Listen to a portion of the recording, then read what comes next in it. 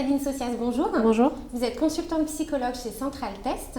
Dans quel contexte s'inscrit le nouveau test que vous allez lancer en janvier prochain?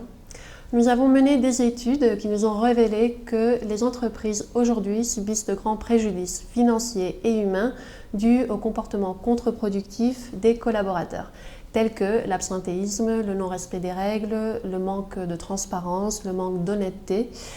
Et donc, nous avons décidé de créer un outil pour aider les entreprises à évaluer le risque de comportement contre-productif au travail, pour ainsi qu'elles puissent établir des mesures préventives.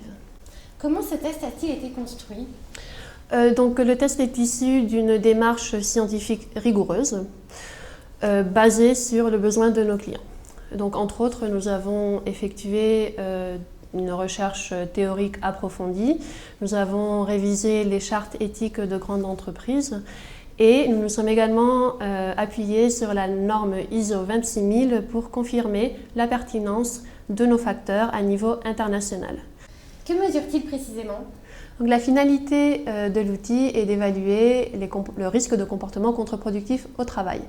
Concrètement, le test évalue 6 dimensions relatives à l'éthique au travail. Nous avons le respect des autres, le respect de l'égalité, le respect des biens et de la propriété, le respect des lois et des procédures, le respect des faits et de l'honnêteté, et puis finalement le respect des engagements. Quelle est sa valeur ajoutée? Alors, globalement, nous avons 3 valeurs ajoutées.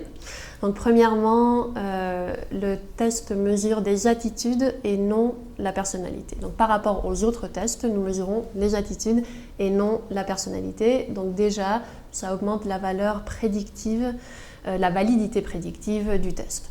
Deuxièmement, le questionnaire est non invasif et respectueux de la vie privée.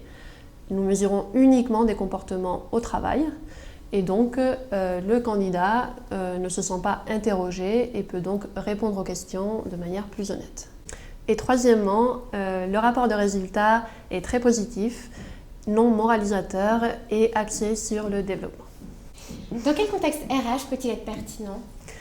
Donc, nous préconisons l'utilisation du test dans le cadre ou dans une démarche de recrutement et de développement et de coaching. Donc, par exemple, lors d'un recrutement, le recruteur peut évaluer les risques de comportement contre-productif pour s'assurer d'une bonne adéquation entre l'entreprise et le candidat. Donc ensuite, le test peut également être utilisé dans une démarche de développement ou de coaching pour à nouveau établir les risques de comportement contre-productif au travail et donc établir les besoins de formation pour pouvoir modifier ses attitudes et donc pouvoir modifier son comportement, tout en sachant que les attitudes sont évolutives, elles ne sont pas figées et donc peut être modifiées pour avoir un comportement plus approprié, plus adéquat en fonction des attentes de l'entreprise. Sabine Socias, merci beaucoup. Merci à vous.